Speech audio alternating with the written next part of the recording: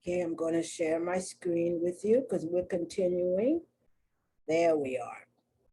And if you remember, we were looking at el bebé, el castaño. No, excuse me, we're looking at el banano, la banana, el castaño, la castaña. Okay, so now we're going to continue. So this is irregular nouns 2. I'm giving you examples of the kind of irregular nouns you're going to see in the slideshow. Because the slideshow is alphabetical, you don't have a cluster, except for one, and I'll show you where, a cluster of all the different kinds of irregularities together. On the card, you will see what the irregularity is. Like it'll have here masculine, then feminine, and the English translation, singular and plural, and then English translation. Also, I forgot to tell you this, and with irregular, this is not really irregular, but it's just vocabulary that you might need and you might not know how to say it. I have body, parts of the body, la cabeza, los ojos, la nariz, los labios, okay, different parts of the body. Okay, so here we go. We're continuing with irregular nouns. Now, I know you would think a word that ends in M-A, M-A-I, ma, would be feminine, but it's not feminine. Words that end in ma usually are masculine. And the words come from Greek, neuter Greek words. These are words that were in Greek that were neuter, right? Because here's the rule, but this is not always true. A lot of exceptions. If it is a foreign word in Spanish, entering into Spanish, many times that word comes in masculine. Okay, it comes in masculine. So anyway, so we have words that end in ma, M-A-I. Normally speaking, two things. The words are masculine. That's one. I've said it like 5 times. But here's the second thing that's very interesting. The words are cognates. You will recognize a lot of the words because they also exist in English. In English, we don't have masculine and feminine, so that's not the problem. And here it says cognates, words which 2 languages share. Okay. Okay, I should say words with at least 2 languages share, because a lot of these words exist in all the, I call them the Latin sisters, half sisters of English. Well, French is the half sister of English. Okay. But these words usually come into Spanish as masculine, masculine.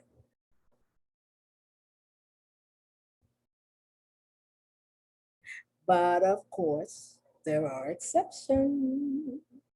So that's what I put here in the slideshow. Exception. La alarma. La alarma, even though it ends in the ma, even though it's a cognate, all the things I just told you, it's an exception. Another exception would be la broma. Okay, it should be a masculine word since it ends in ma. I don't know if this comes from Greek though, because I don't recognize it. The only thing I recognize would be bromide, which has nothing to do with this at all. So I don't recognize it. So it might just be a coincidence that this word ends in ma. Alarma, no. That is definitely from Greek and it's definitely a cognate. But broma is not a cognate and it ends in ma, so it might not be of Greek origin. Okay, this is only true of words that are of Greek origin. But is, but then again, I just showed you 2 exceptions. Definitely alarma is an exception. Okay. Now, these are my favorites.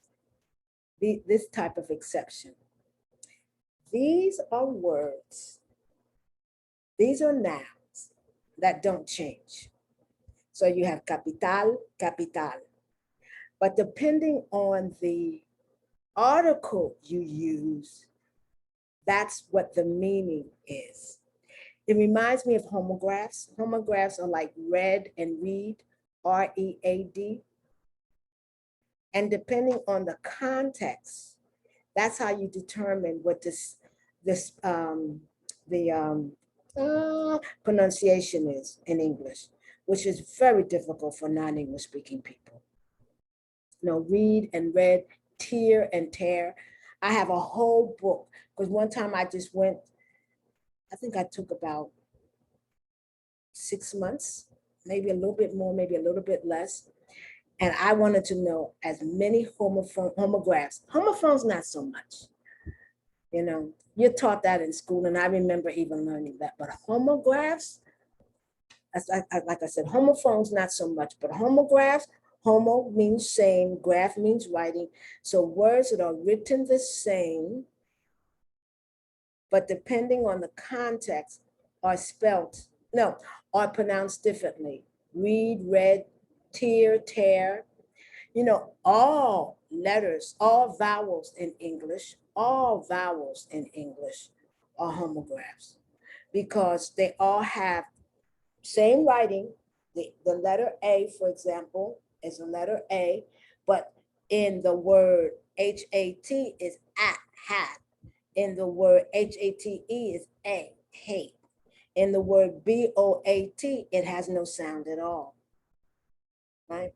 So here we're talking about nouns that the word stays the same, capital, capital. But when capital is el capital, that is money, dinero. I don't have any capital. I got to find, you know, some money because I'm going broke, for example. Versus la capital, that's the capital, like the capital of a country, the capital of a state. That's a city. Like, for example, the capital of New York is Albany. The capital of, let me think, California is Sacramento. And a lot of times the capital is ugly. The capital of Mexico, the capital of, Mexico is El DF. The capital of the United States is DC. Okay, so you have el capital, la capital. You have el coma, la coma. All right. And they're both, what you call it, cognates. El coma is when you are in a coma. You're sleeping and you can't wake up. La coma is a comma. You know, the comma that you put in a sentence. Isn't that cool? There are a lot of words like this in Spanish, a lot of words. I remember one time, this woman and I, she was a Spanish speaker, sorta, kinda, after about 3 or 4 generations, maybe about 2 generations. And I was learning Spanish. I was living in Chicago. And at the time, but I was going back and forth from Chicago to Mexico, Chicago to Mexico. And she argued with me because she said, no, it's la policía. And I said, no, it's el policía. And at the time, I had no idea that we were both right. One means the police as a group. The other, el policía, is the person who is the police. And I remember years later thinking, oh, we were both right. Okay. Now, these are body parts and they're feminine. La ceja, eyebrow, your eyebrow, ceja. And la columna, backbone. Okay, so there's a lot of body parts. Some body parts are masculine, some body parts are feminine. Some body parts look like they should be masculine, but they're not. Like, for example, hands, la mano. You would think, oh, that's masculine. You would think el mano, right? You would think, oh, that's masculine, but it's not el mano, it's la mano. It's la mano. Masculine form, but feminine in structure. Now, I did these cards a couple of years ago. And while I was going through them, I realized I had made not a lot of mistakes, but enough mistakes. So I decided that I was going to do new cards. So I have they're still irregular nouns, but I changed the style, as you can see totally. So included in this slideshow, you will see new type of cards. So here we go. Nouns that begin with the stressed A are modified by el, not la. Agua is feminine. But because the first letter, A, is stressed, in Spanish, it's incorrect, or it supposedly doesn't sound right if you have la agua. And they don't have the apostrophe like you would have in French, l'agua, right? They don't have that. They don't have that. Law, like L apostrophe E-A-U, because you have the A of la and the E of water, because in French is, I can't pronounce it correctly, all, E-A-U. So what you do is you remove the A and you put a comma. Spanish doesn't do that. What Spanish does is it has el agua, el agua. Okay, keep a pin in that. Because I'm gonna show you something like in 2 minutes. You have the same thing with águila. Now, águila, if it did not begin with a uppercase A, usually when a word is uppercase, you don't put the accent.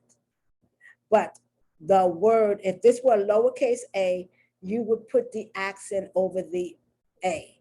The first A is águila. It's not águila. It's águila.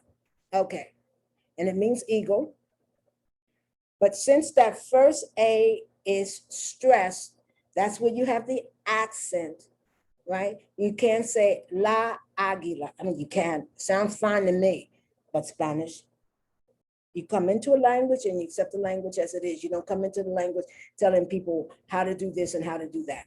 So it's el águila, only because the A is accented, it's stressed. But let me show you. Here we go. There. If you remember what I said about agua, there we go. Agua, right? Here we are. And here we are. It is feminine in meaning, el agua. But because they're coming together of the la and the a. But if you have esta agua, no problem. Las agua, no problem. Okay?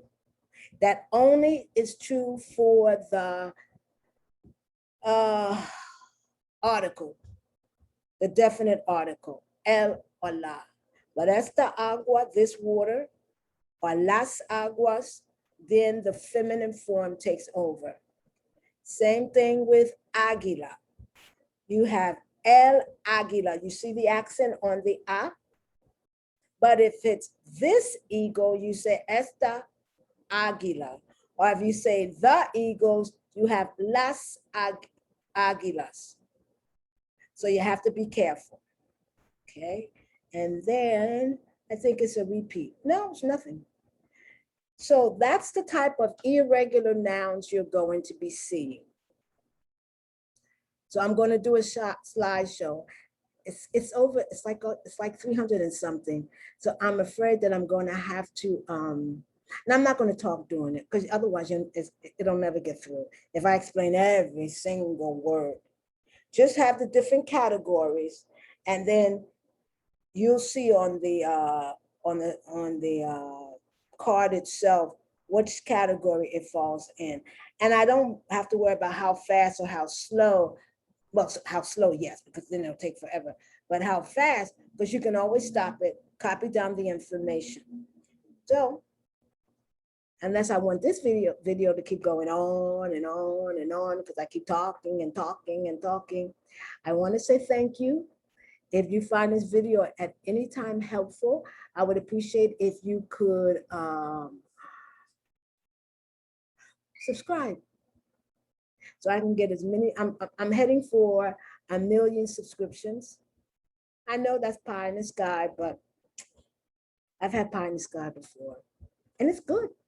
So, Coralla Ficklin McLean, welcome, WYLCONE.com. Also, we have Repeat, REPEET. And just put my name in the search engine, and you'll see all the different things that I've done. So thank you very much. I'm going to stop sharing.